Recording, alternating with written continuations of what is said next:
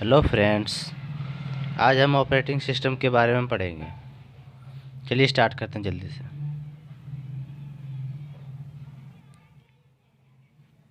What is an operating system? Operating system होता क्या है? ये क्वेश्चन आता है बहुत। चलिए देखते हैं।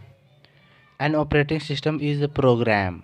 एक प्रोग्राम है ये, मतलब ये ऑपरेटिंग सिस्टम है जो कोडिंग से बनाया गया है। That acts as an interface between the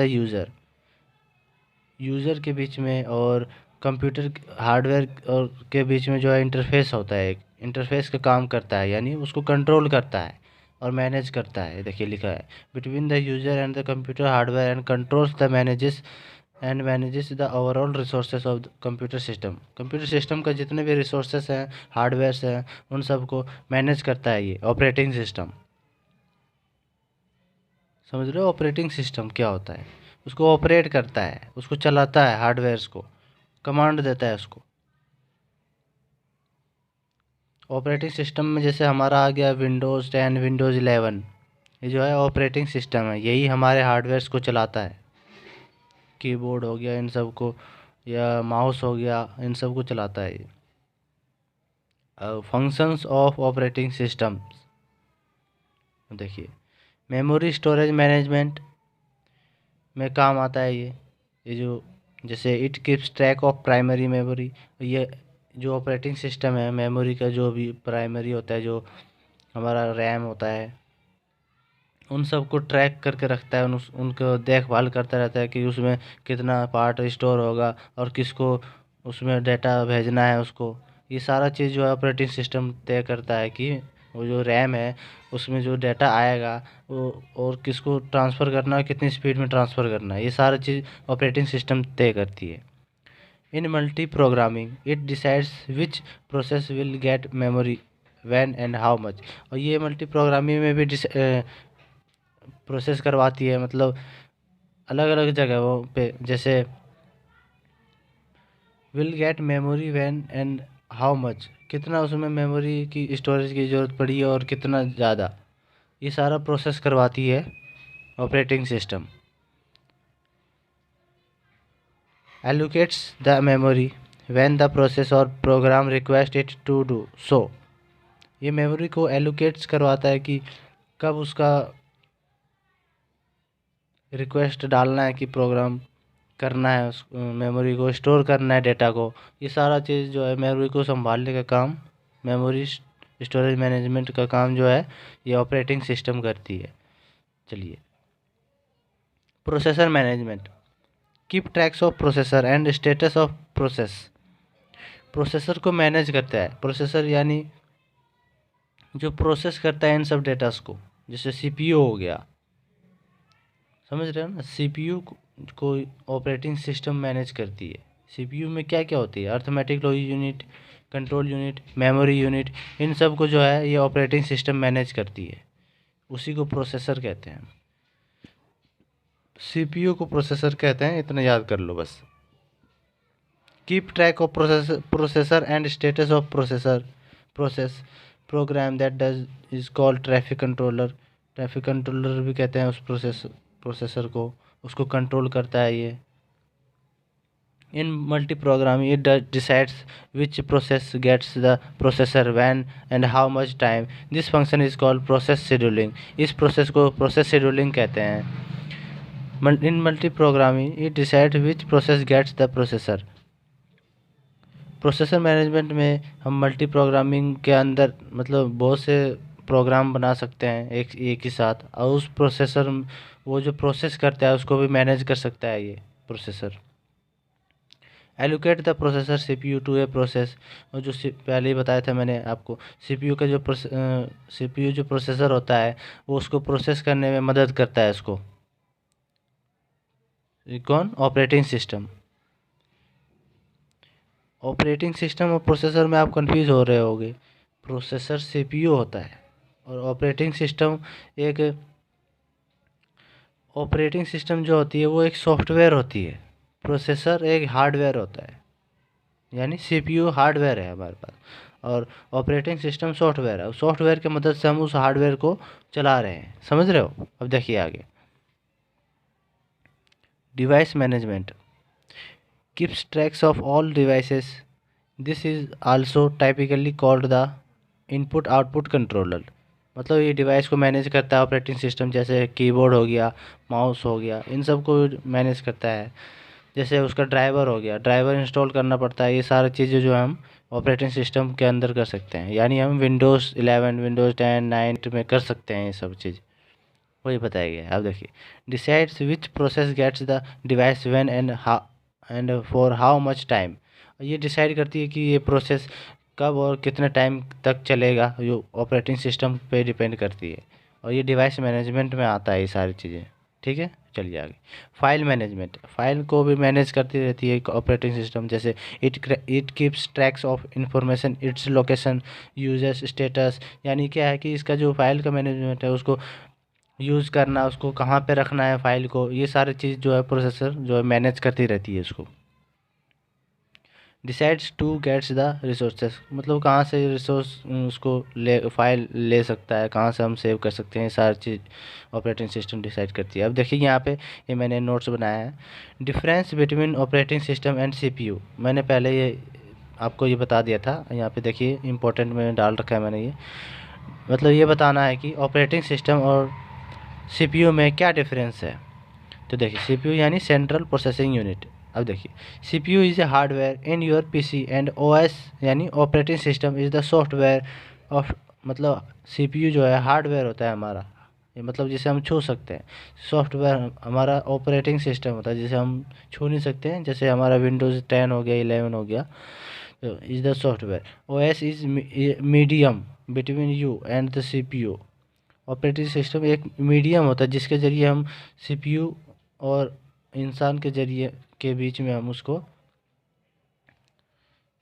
use कर सकते हैं। जब कोई इंसान और हार्डवेयर उसको यूज़ करता है उस ऑपरेटिंग सिस्टम को, यानी विंडोज़ 10 और 11 को।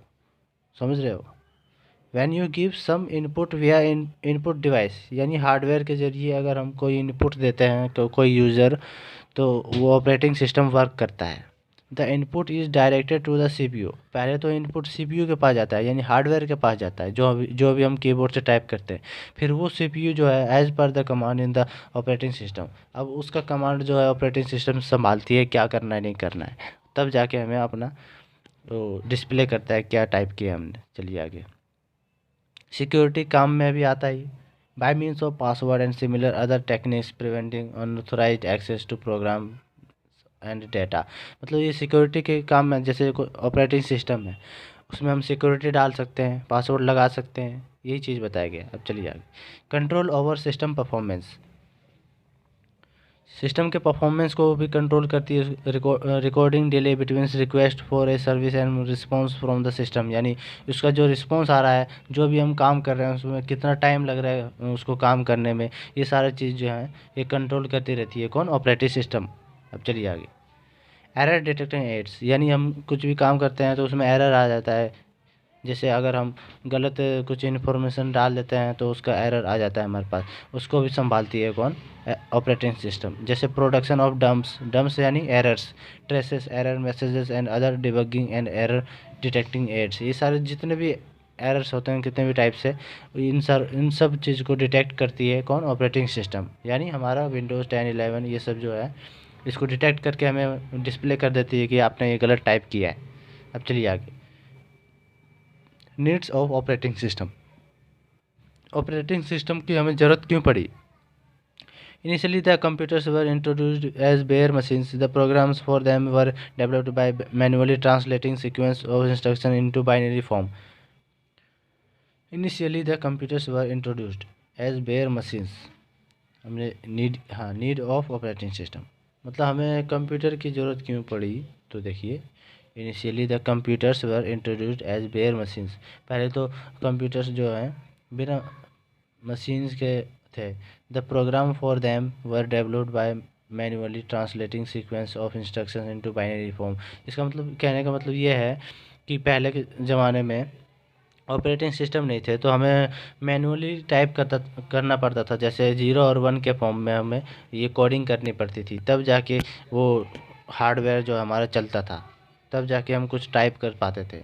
0 और 1 के फॉर्म में यानी लो लेवल लैंग्वेज में हमें टाइप करना पड़ता था। तो देखिए, user has to do mostly all the sub controlling job manually और थ्रो प्रोग्राम के जरिए, यानी 0 और 1 के फॉर्म में उसको मैनुअली टाइप करना पड़ता था, तब जाके काम करता था। अब चलिए आगे। For fast and automatic working, the manual working was very slow. जो मैनुअल वर्क था हमारा, मैनुअल यानी जो हमने खुद से जो टाइप किया 0 और 1 के फॉर्म में जो कोडिंग की थी, उसके ज़रिए ये सब करना बहुत ही ज़्यादा स्लो हो जाता था, बहुत ही धीरे धीरे काम कर, मतलब बहुत टाइम लग जाता था। Users had to mostly all of sub controlling jobs, therefore a need of such a software. इसलिए हमें एक सॉफ्टवेयर की ज़रूरत पड़ी, जैसे विंडोज़ 10 हो गया। अब चलिए आगे। Was felt which could do most of the intermediate job automatically, जो ऑटोमेटिकली उसको 0 और 1 के फॉर्म में कन्वर्ट कर देती है। जैसे विंडोज़ 11 होगी तो उस हम तो उसमें कुछ भी टाइप करते हैं तो उसके अंदर जो विंडोज़ 11 है उसको ऑटोमेटिकली जो है 0 और 1 के लैंग्वेज में कन्वर्ट करती रहती है, हमें पता भी नहीं चल पाता है। तो ये इस सॉफ्टवेयर को बनाने के तब इसलिए हमें ज़रूरत पड़ी। was felt in which could do most of the intermediate job automatically, so that user has to least bother about machines working, resulting into fast and automatic working। तब ताकि हमारे काम जो है वो बहुत ही स्पीड में हो सके, क्योंकि पहले तो मैनुअल हमें पहले 0 और 1 के फॉर्म में करना पड़ता था, जो कि बहुत ही टाइम लगता था उसमें। अब ये हमारा सॉफ्टवेयर, ये जो ऑपरेटिंग सिस्टम सॉफ्टवेयर आ गया, तो इसकी वजह से हमारा ये सब काम नहीं करना पड़ता है, बस टाइप करो कुछ भी और तुरंत हो जाएगा। उस 0 और 1 के फॉर्म में कन्वर्ट करने की ज़रूरत नहीं है। अब चलिए आगे। For better utilization of system sources, better utilization मतलब बहुत ही अच्छे से यूज़ करने के लिए ये भी इसका ऑपरेटिंग सिस्टम, जैसे in the bare machines approach running of computer system में require frequent manual loading of programs and data. मतलब ये पहले के मशीन में जो थे हमें बहुत सारा डेटा को हैंडल करना पड़ता था, जो कि बहुत ही मुश्किल था। 0 और 1 के फॉर्म में पहले करना पड़ेगा, उसको कन्वर्ट करो तब जाके होगा। इसलिए हमारा ये जो ऑपरेटिंग सिस्टम आया, तो to solve this problem the need of operating, इसलिए हमें इस ऑपरेटिंग सिस्टम की ज़रूरत पड़ी। To provide a user and machine interface which could present a communication mode for both of them. इस सॉफ्टवेयर की वजह से हम कंप्यूटर के सॉफ्टवेयर और हार्डवेयर के बीच में कम्युनिकेट कर सकते हैं, मतलब उसमें हम टाइप कर सकते हैं ताकि और आंसर निकल सकता है हमारा। कम्युनिकेट मतलब बातचीत करना हार्डवेयर और सॉफ्टवेयर के बीच में, मतलब सॉफ्टवेयर कमांड देगा हार्डवेयर को, हार्डवेयर उसको करके देगा, ये कम्युनिकेशन कहलाता है। अब चलिए आगे। Services of operating system, commonly use service operating system. Operating system क्या क्या काम करते हैं, जैसे प्रोग्राम को एग्जीक्यूट करना, मतलब प्रोग्राम को आगे पहुंचाना, जो भी हमने कुछ भी टाइप किया है तो उसका लोड करना, उसको कहते हैं program execution. The system must be able to load a program into memory, पहले उसको तो मेमोरी में स्टोर करती है, उसके बाद रन करती है। The program must be able to end the its execution, मतलब इसका जो लास्ट में जो रिजल्ट आएगा उसके बाद ये प्रोग्राम बंद हो जाएगा। अब चलिए आगे। File system manipulation. User can directly create, delete, rename, copy, etc. file by using the appropriate commands as specified by the operating system. File system manipulation में जो आता है, हम फाइल को संभाल सकते हैं, डिलीट कर सकते हैं, उसको एडिट कर सकते हैं, कॉपी कर सकते हैं, ये सारी चीज़ जो है फाइल सिस्टम मैनिपुलेशन, ये सारे जो हमारे ऑपरेटिंग सिस्टम इसको संभालती है। अब चलिए इनपुट आउटपुट ऑपरेशंस, यानी ए रनिंग प्रोग्राम में require input output for specific devices, special functions may be decide as such a rewind a tape drive or blank the screen on CRT। User usually can not control input output device directly. User जो है हमारा, जैसे बिना operating system के हम input output जो device है हमारा, जैसे कोई कीबोर्ड हो गया, तो उसकी कीबोर्ड की जो ड्राइवर है जो हमारा हार्डवेयर को संभाल रही है, कीबोर्ड हमारा हार्डवेयर है ना, उसमें एक ड्राइवर इंस्टॉल है कंप्यूटर के अंदर, तो वो जो ड्राइवर है वो किसकी मदद से चल पा रहा है, हमारा ऑपरेटिंग सिस्टम की मदद से। ऑपरेटिंग सिस्टम उसको देख रही है। नहीं, अगर हमारा ऑपरेटिंग सिस्टम नहीं होता तो हमें 0 और 1 के फॉर्म में उसको चलाना पड़ता, जो कि बहुत ही मुश्किल होती है। तो ये हमारा जो है इनपुट और आउटपुट डिवाइस, जैसे प्रिंटर हो गया, इन सबको चलाने में भी बहुत ही आसान कर देता है ये ऑपरेटिंग सिस्टम। चलिए आगे। ऑपरेटिंग सिस्टम का मतलब समझ लो विंडोज़ 10 विंडोज़ 11 जो भी हम यूज़ करते हैं वो उसको ऑपरेटिंग सिस्टम कहते हैं। ये तो सिर्फ कंप्यूटर में होता है विंडोज़ 10 11, लेकिन मोबाइल में क्या होता है, जैसे एंड्रॉयड वर्जन होता है, ये सारे जैसे लॉलीपॉप वर्जन हो गया और भी कई तरह के वर्जन होता है, ये सारे विंडोज़ 10 की तरह ही होते हैं। ये मोबाइल का अपना होता है ऑपरेटिंग सिस्टम। अब चलिए आगे, कम्युनिकेशंस, बातचीत करने के लिए, जैसे operating system implements the communication between processes विया शेयर्ड मेमोरी और by the technique message passing. यानी ये है कि ऑपरेटिंग सिस्टम जो भी मेमोरी को यूज़ करना है, उसका जो डेटा पास करना है इधर से उधर में हार्डवेयर में पास करना है उसको, सारे मेमोरी जो होती मेमोरी का डेटा, तो ये इंफॉर्मेशन पास करना कम्युनिकेशन कहलाता है। अब चलिए आगे, सिक्योरिटी एंड प्रोटेक्शन, वो मैंने आपको पहले बताया था कि ये सिक्योरिटी के लिए हम जैसे हम for log in log out commands are used in multi user environment for logging into or logging out of the system में जैसे हम पासवर्ड लगा देते हैं तो तब जाके हमारा कंप्यूटर खुलता है। ये सारा जो है हमारा पॉसिबल हो पाया है सिर्फ ऑपरेटिंग सिस्टम की मदद से। अगर ऑपरेटिंग सिस्टम नहीं होता तो हमें 0 और 1 के फॉर्म में ये सब करना पड़ता, जो कि बहुत ही ज़्यादा मुश्किल था। अब देखिए, एरर डिटेक्शन, एरर में ऑक्योर इन द सीपीयू के अंदर एरर ऑक्योर हो सकता है, यानी कुछ एरर आ सकता है। इन मेमोरी में भी हो सकता है, इनपुट आउटपुट डिवाइस में होता है, मतलब अगर कीबोर्ड में हम कुछ टाइप कर रहे हैं तो टाइप नहीं हो रहा है तो इसका मतलब उसमें एरर आ चुका है कुछ। तो डिस डिवाइस जो है, मतलब ऑपरेटिंग सिस्टम जो है, इन सब को एरर को डिटेक्ट करती है कि किस वजह से एरर आ रहा है user program. For each type of error the operating system should take the appropriate action to ensure correct. और इस एरर को सही करने के लिए क्या करना चाहिए, सारा हमारा ऑपरेटिंग सिस्टम हमें बताते रहते हैं। अब चलिए आगे, some examples of operating system. Operating system के कुछ एग्जांपल्स देखिए, MS DOS हो गया, Microsoft disk operating system.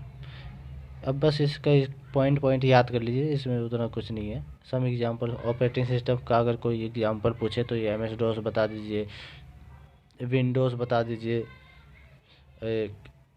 एरल Unix हो गया, यूनिक्स में देखते हैं the programs written on Unix OS, मतलब operating system are termed as portable. Unix operating system can be use on micro computer, mini computer, किसी भी कंप्यूटर में यूनिक्स को हम यूज कर सकते हैं। यूनिक्स एक ऑपरेटिंग सिस्टम है, मतलब कोई हमारा विंडोज़ होगा, विंडो का नाम होता है ये यूनिक्स। जैसे हमारा विंडो 10 है, विंडो 11 है, ये सब होती हैं ऑपरेटिंग सिस्टम। अगर इसमें इसमें ये सब पॉइंट नहीं है क्योंकि ये पुराने ज़माने का है बुक, तो इसमें नया वाला चीज़ है तो नया हम डाल सकते हैं इसमें। जैसे यूनिक्स की जगह हम विंडोज़ 10 डाल सकते हैं, और भी कई होते हैं, वो सब डाल सकते हैं, विंडोज़ 11 विंडोज़ 8 विंडोज़ 7। अब देखिए, types of an operating system according to the number of users के अकॉर्डिंग कितने टाइप्स के होते हैं ऑपरेटिंग सिस्टम। पहले तो सिंगल यूज़र, फिर मल्टी यूज़र। सिंगल यूज़र में in this kind of system has processor और a computer does only one job at a time, सिर्फ एक टाइम में एक ही काम करता था, ये सिंगल यूज़र ऑपरेटिंग सिस्टम। अगर पूछे कोई कि ऑपरेटिंग सिस्टम कितने टाइप्स के होते हैं, टाइप्स पूछे कि ऑपरेटिंग सिस्टम यानी विंडोज़ कितने टाइप्स के होते हैं, तो 2 टाइप्स के होते हैं। एक तो सिंगल यूज़र, सिंगल कोई आदमी अगर यूज़ करे उसको तो सिंगल ऑपरेटिंग सिस्टम हो गया। और मल्टी यूज़र यानी एक से ज़्यादा आदमी अगर यूज़ करना है तो वो मल्टी यूज़र ऑपरेटिंग सिस्टम हो गया। अब देखिए, single user systems in this kind of, ये तो बता ही दिया मैंने, जो सिंगल यूज़ कर, जैसे MS DOS हो गया, इसका एग्जांपल याद कर लीजिएगा। MS DOS में सिर्फ एक ही आदमी उसमें ऑपरेटिंग सिस्टम पे काम कर सकता है, 2 आदमी नहीं कर पाएंगे उस पर। अब देखिए मल्टी यूज़र पे देखिए, this type of system is used by more than one user, एक यूज़र से ज़्यादा हम मतलब 3-4 आदमी मिलके काम कर सकते हैं या उससे भी ज़्यादा। It allows the interaction of one user with the other, एक यूज़र दूसरे यूज़र के साथ अटैच हो सकता है। It also help in executing more than one task at a particular time, एक ही टाइम पर एक से ज़्यादा काम कर किया जा सकता है इस मल्टी यूज़र सिस्टम में। अब देखिए आगे, इसके अंदर हमारा यूनिक्स हो गया, विंडोज़ हो गया, विंडोज़ 10 हो गया, ये सारे जो है हमारा मल्टी यूज़र सिस्टम होते हैं। Difference between single user and multi user. अब इसके बीच का डिफरेंस क्या होता है देखिए। Single person can use at a time, एक टाइम में सिर्फ एक ही पर्सन यूज कर सकता है इसको। More than one user can use at a time, मतलब इसमें मल्टी यूजर में एक से ज़्यादा पर्सन इसको यूज कर सकता है। स्टैंड अलोन यानी अकेला इसमें काम किया जा सकता है। मैनी सिस्टम्स आर कनेक्टेड, इसमें कई सारे सिस्टम कनेक्ट हो सकते हैं। मोर सिक्योर, जो मतलब सिंगल सिस्टम होता है, सिंगल हमारा सिंगल यूजर्स जो ऑपरेटिंग सिस्टम होती है वो सिक्योरिटी उसकी बहुत ज़्यादा होती है, क्योंकि उसमें ज़्यादा लोग नहीं आ पाते हैं, तो सिर्फ उसके लिए तो सिक्योरिटी इसकी ज़्यादा टाइट होती है तब। लेकिन हमारा जो मल्टी यूज़र, इसमें कई लोग इसमें काम कर सकते हैं, लेकिन इसीलिए इसकी सिक्योरिटी बहुत ही कम होती है। नो शेयरिंग ऑफ डेटा, इसमें डेटा को शेयर नहीं किया जा सकता, लेकिन इसमें जो है मल्टी यूज़र में डेटा को शेयर किया जा सकता है। यानी ये है कि जो सिंगल यूज़र में डेटा को शेयर करना मुश्किल हो जाता है, क्योंकि उसका बहुत ही ज़्यादा सिक्योर होता है इसलिए। और मल्टी यूज़र में सिक्योर नहीं होता है, इसीलिए हमारा डेटा शेयर हो जाता है, या फिर डेटा शेयर हो जाता है इसीलिए हमारा सिक्योर नहीं होता है। समझ रहे हो, मल्टी यूज़र में होते हैं। अब देखिए सिंपल और ये कॉम्प्लेक्स। ये सिंपल होता है, बहुत ही आसान होता है यूज़ करने में, ये थोड़ा हार्ड होता है यूज़ करने में मल्टी यूज़र जो ऑपरेटिंग सिस्टम है। चलिए आगे, क्योंकि इसमें ज़्यादा फंक्शंस होते हैं। अब देखिए देखिए इसमें लिखा हुआ है 8 पॉइंट पे, लेस फंक्शंस मोर फंक्शंस, मतलब इसमें कम फंक्शंस होते हैं, इसमें ज़्यादा फंक्शंस होते हैं। जैसे ऑपरेटिंग सिस्टम में कंट्रोल पैनल हो गया, या कई सारी चीज़ें हो गई, उसमें ऑप्शंस आते हैं, कैसे मैनेज करना है, क्या करना है, ये सारी चीज़ें जो है हमारे ऑपरेटिंग सिस्टम में आते हैं, ये हमारे मल्टी यूज़र में आते हैं। और लेस फंक्शन में हमारा सिर्फ कम से कम, ये तो बिल्कुल ही लिमिटेड होते हैं फंक्शंस। अब चलिए, स्मॉल इन साइज, ये लार्ज इन साइज, इस साइज़ में छोटे होते हैं सिंगल यूज़र, मल्टी यूज़र बड़े होते हैं। अब classification of operating system, operating system के क्लासिफिकेशंस, मतलब किस किस जगह पे काम किया जाता है ऑपरेटिंग सिस्टम। देखिए अर्ली ऑपरेटिंग सिस्टम और सीरियल प्रोसेसिंग ऑपरेटिंग सिस्टम, इसको ज़्यादातर सीरियल प्रोसेस ऑपरेटिंग सिस्टम के नाम से जाना जाता है, और अर्ली का बोल सकते हैं। अगर एग्ज़ाम में आए what is serial processing operating system या फिर अर्ली ऑपरेटिंग सिस्टम, तो ये आपको ध्यान में रखना है। देखिए आगे, अर्ली और सीरियल ऑपरेटिंग प्रोसेसिंग ऐसे operating system.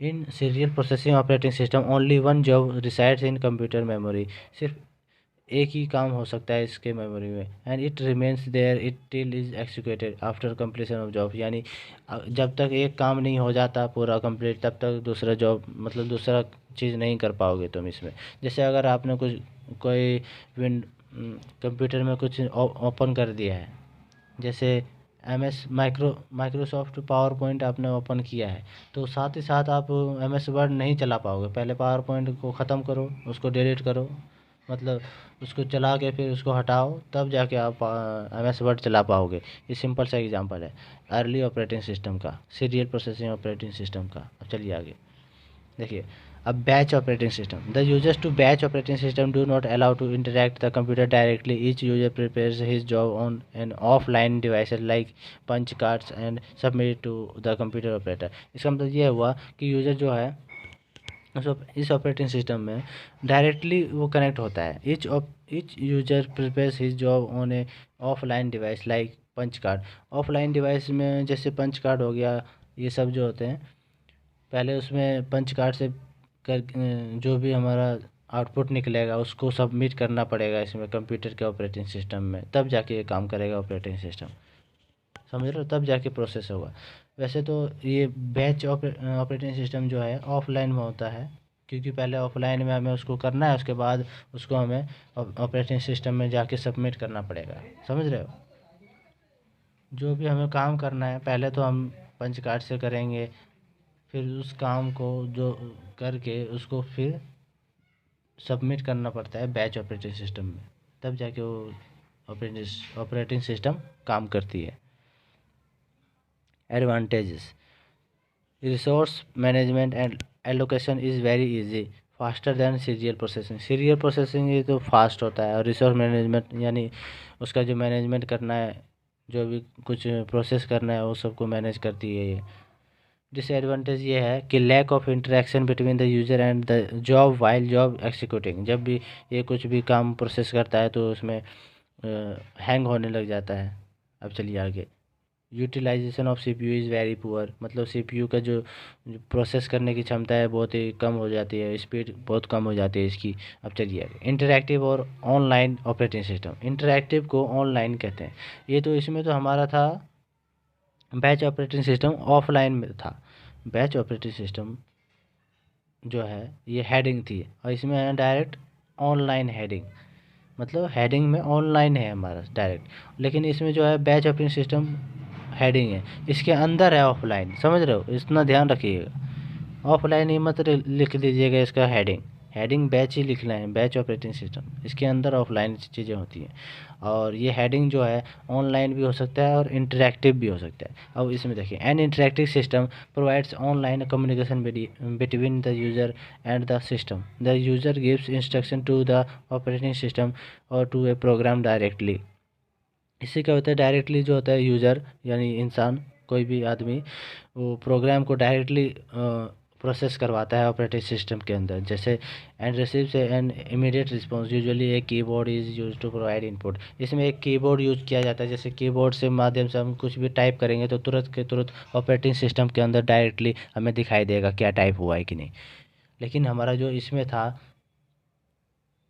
Batch operating system में, इसमें तो पहले हमें पंच कार्ड की मदद से पहले उसको टाइप करो, फिर उसको जो हमारा टाइप हुआ है इसको फिर सबमिट करना पड़ता था ऑपरेटिंग सिस्टम में। समझ रहे हो। और ये डायरेक्टली हम लोग, हमारा कीबोर्ड जो है इसकी मदद से हम डायरेक्टली ऑपरेटिंग सिस्टम में टाइप कर सकते हैं, हमें कोई उसको सबमिट करने की ज़रूरत नहीं पड़ती है।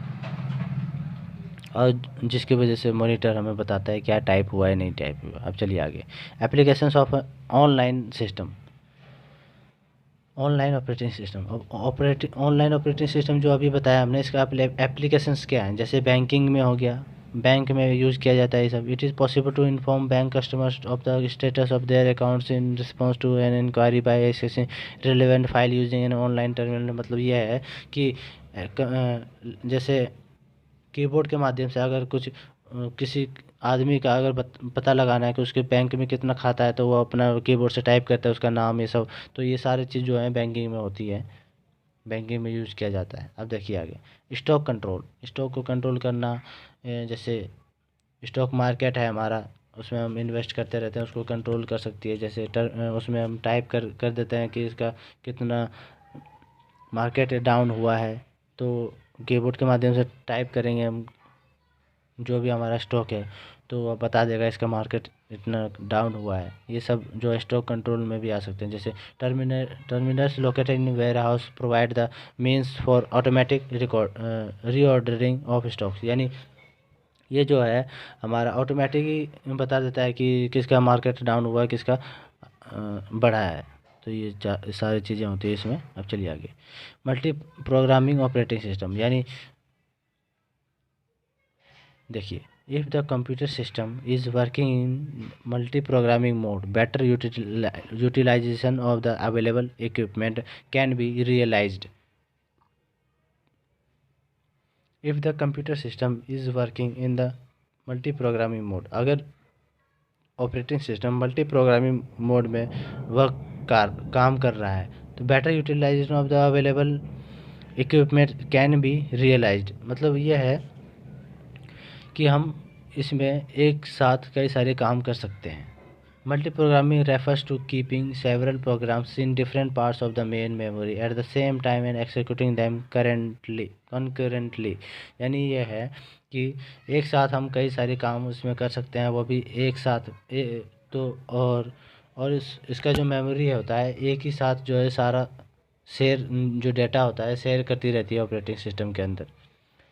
ताकि मल्टी प्रोग्रामिंग का मतलब ये है कि डेटा को एक साथ शेयर करना, और वो भी एक ही जगह पे, मल्टी प्रोग्रामिंग कहलाता है। अब चलिए आगे,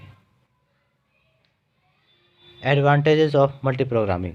मल्टी प्रोग्रामिंग के क्या इसके गुण हैं।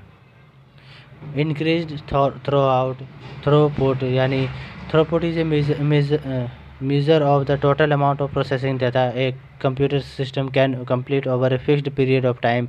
Total throughput is significantly increased in multiprogramming because the CPU is not waiting for input output for the program it is executing.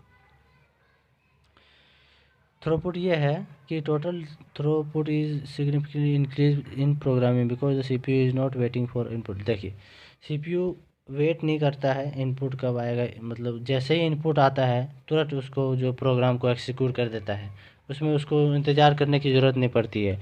ये इसको जो है मतलब फास्ट कर देती है, इंक्रीज थ्रू आउटपुट यानी इसको फास्ट कर देता है। जो भी हमारा डेटा होता है, जो भी हम प्रोग्राम करते हैं वो फास्ट कर देता है ऑपरेटिंग सिस्टम। अब देखिए आगे, शॉर्टर रिस्पांस टाइम, बहुत ही कम टाइम में ये रिस्पांस देती है। अगर हम कुछ टाइप कर रहे हैं तो तुरंत टाइप हमें नज़र आ जाता है कि क्या टाइप किया हमने।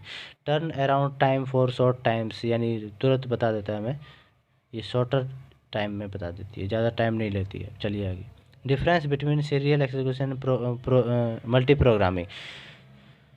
सीरियल एक्सिक्यूशन और मल्टी प्रोग्रामिंग एक्सिक्यूशन के अंदर क्या डिफरेंस है? सीरियल एक्सिक्यूशन हमने पहले ही बताया था आपको, जो एक के बाद एक काम करते हैं, मतलब एक काम होगा तभी दूसरा काम स्टार्ट होगा, एक काम को ख़त्म करेगा तब जाके दूसरा काम स्टार्ट होगा। ऐसे मल्टी प्रोग्रामिंग एक्सिक्यूशन ये है कि एक साथ दोनों काम कर सकता है। अब देखिए आगे, ये डायग्राम देखिए, एक काम हुआ उसके बाद दूसरा काम, इसमें देखिए एक साथ दो काम हो रहे हैं, देख लीजिए, प्रोग्राम 1 प्रोग्राम 2।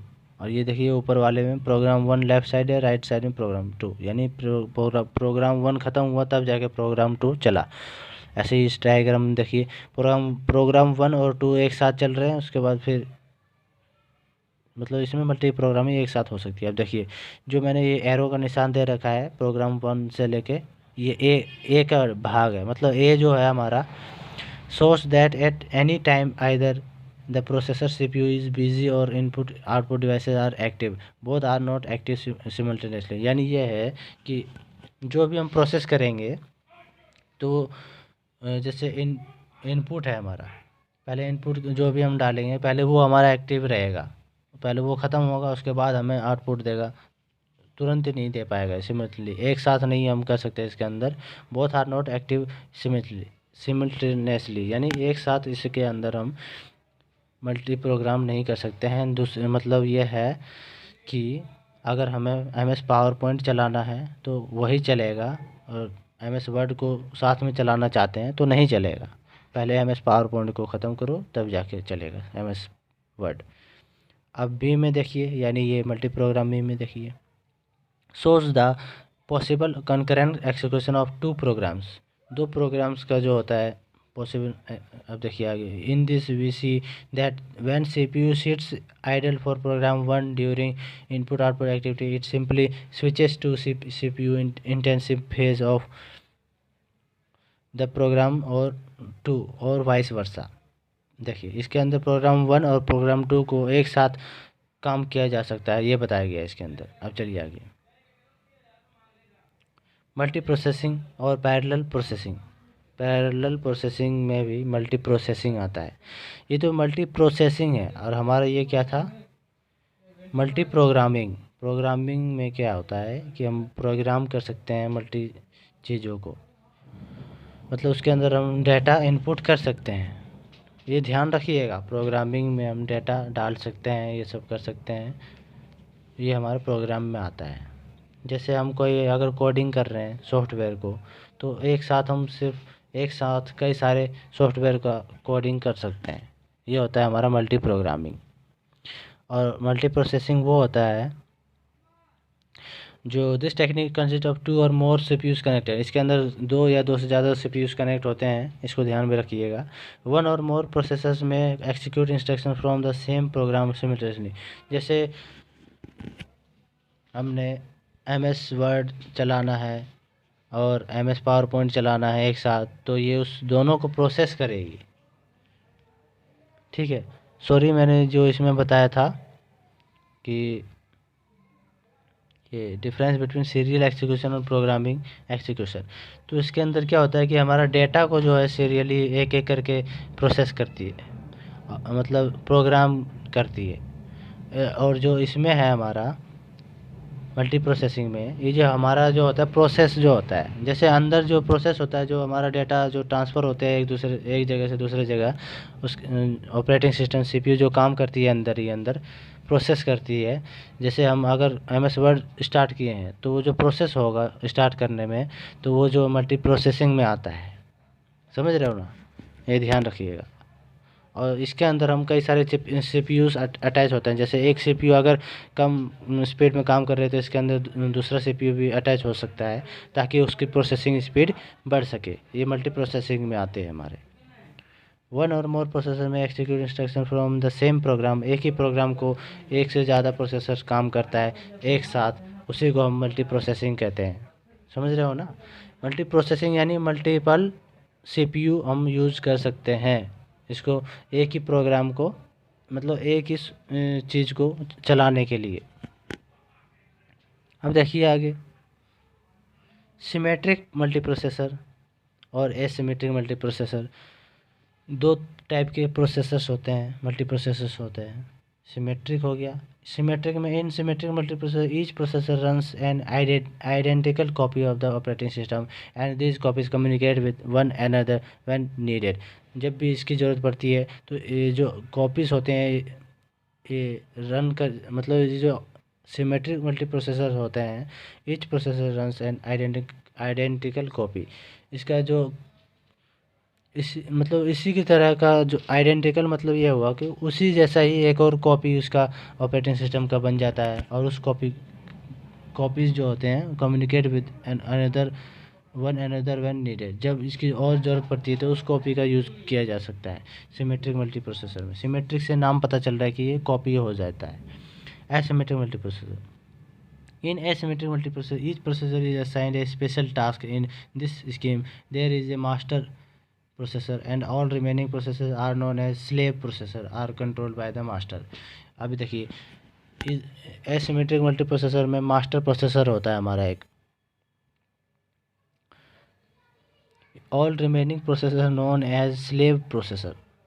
और जो मास्टर प्रोसेसर के अलावा जो भी प्रोसेसर होते हैं ये स्लेव प्रोसेसर होते हैं, और ये स्लेव प्रोसेसर को कंट्रोल करता है मास्टर प्रोसेसर। इसको ध्यान रखिए, ये बता रहे हैं इसमें एसिमेट्रिक मल्टीप्रोसेसर में होते हैं। अब देखिए आगे, जितना मैंने डैश लगाया, जितना भी लाइन खींचा है उतना ही करना है आपको। और देखिए, distinguish between multi programming and multi processing. Multi programming और मल्टी प्रोसेसिंग के अंदर डिफरेंस मैंने पहले ही आपको बता दिया है। मल्टी प्रोग्रामिंग कोडिंग होती है, मल्टी प्रोसेसिंग उसको प्रोसेस करता है। अब देखिए, multi programming is the interleaved execution of two or more processes by a single CPU computer system. On other hand, multiprocessing is the simultaneous execution of two or more processed by a computer system having more than one CPU। Multiprocessing के अंदर हम बहुत से CPUs को use करते हैं ताकि एक ही साथ जो उसका जो मल्टी प्रोग्रामिंग का जो प्रोसेस है एक साथ कर सकते हैं। समझ रहे हो ना, जैसे अलग अलग चीज़ें हमें करनी है, वो भी एक ही टाइम पे सारा चीज़ हमें प्रोसेस करना है, तो हम अलग अलग CPU का यूज़ करते हैं मल्टी प्रोसेसिंग में। और मल्टी प्रोग्रामिंग में क्या होता है, एक ही टाइम पे जो है हम कई सारे प्रोग्राम कर सकते हैं, ये मल्टी प्रोग्रामिंग में आते हैं। समझ रहे हो, मल्टी प्रोग्राम इधर interleaved execution of two or more processes of single CPU computer. और ये इसमें सिर्फ एक ही CPU काम करता है, लेकिन फिर भी हम इसमें मल्टी प्रोग्राम लिख सकते हैं। ये मल्टी प्रोग्रामिंग प्रोसेसर आते हैं। और मल्टी प्रोसेसिंग में मतलब उसको प्रोसेस करने के लिए हमें अलग अलग CPUs की ज़रूरत पड़ती है। समझ रहे हो। अब चलिए आगे, मल्टीटास्किंग। अब देखिए, ये तो सारे प्रोसेस वाले थे। अभी देखिए मल्टीटास्किंग, मतलब टास्क, हम कई सारे टास्क कर सकते हैं। जैसे in multi user systems multitasking is the same as multi programming. Multi programming की तरह ही मल्टीटास्किंग भी होते हैं। जैसे मल्टी प्रोग्रामिंग में अलग अलग प्रोग्राम्स हम एक साथ लिख सकते हैं, उसी प्रकार हम मल्टीटास्क में जैसे हम MS वर्ड भी चला सकते हैं और MS एक्सेल भी चला सकते हैं, यूट्यूब भी चला सकते हैं, इंटरनेट भी चला सकते हैं। ये मल्टीटास्किंग के अंदर आते हैं। In multi user systems multitasking is the same as multi programming in a single user system. It is not necessary that the system work only on one job at a time. एक ही time पे जो है ये सारा काम करेगा, ये बताता है।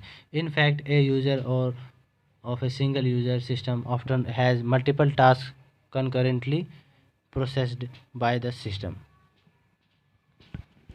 मतलब एक ही टाइम पे कई सारे टास्क काम कर सकते हैं। मैंने कई बार बोल दिया, आपको समझ में आ गया होगा। अब देखिए आगे, नेटवर्क ऑपरेटिंग सिस्टम, वो सारे हमने पढ़ लिए। अब नेटवर्क ऑपरेटिंग सिस्टम पे आ जाओ। इसमें हम किसी भी मशीन यानी कंप्यूटर से ऑपरेटिंग सिस्टम को एक्सेस कर सकते हैं। मतलब ये है, नेटवर्क के ज़रिए हम जो ऑपरेटिंग सिस्टम को एक्सेस कर सकते हैं। जैसे अगर हमें मेरी आईडी है गूगल का, ये हमारा ऑपरेटिंग सिस्टम का आईडी है, इसको हम नेटवर्क के ज़रिए एक्सेस कर सकते हैं। मतलब लॉगिन करके किसी दूसरे मशीन में हम, जैसे हमारा ये लैपटॉप खो गया या फिर बर्बाद हो गया, तो दूसरे लैपटॉप में हम जाके उसका लॉगिन करके उसको एक्सेस कर सकते हैं। ये हमारा नेटवर्क ऑपरेटिंग सिस्टम में आते हैं। जैसे देखिए, a network operating system provides an environment where users who are aware of the multiplicity of machines can access remote resources by other logging into the appropriate remote machine. जिसमें हम अलग से logging करके किसी भी मशीन में इसका use कर सकते हैं, ये बताया जा रहा है। और ट्रांसफरिंग डेटा को ट्रांसफ़र भी कर सकते हैं, मैनेज कर सकते हैं, ये सारे बताया गया। ये network operating systems can be called as special type of distributed operating system which allows to connect many computers in a single channel. एक ही चैनल पर कई सारे कंप्यूटर्स को कनेक्ट भी किया जा सकता है इस नेटवर्किंग ऑपरेटिंग सिस्टम की मदद से। अब देखिए आगे, थ्रेड्स। अब थ्रेड्स क्या होता है? A thread similar to a sequential program has a beginning and end, a sequence, and at any given time during the runtime of thread, there is a single point of execution. However, a thread itself is not a program. It cannot run on its own, but runs within a program. इसका मतलब ये हुआ कि thread जो है एक programme नहीं है। मतलब वो एक प्रोग्राम है ही नहीं, वो प्रोग्राम के अंदर काम करता है, उसको थ्रेड्स कहते हैं। समझ रहे हो? Its can not run on its own, ये खुद से काम नहीं करता है थ्रेड।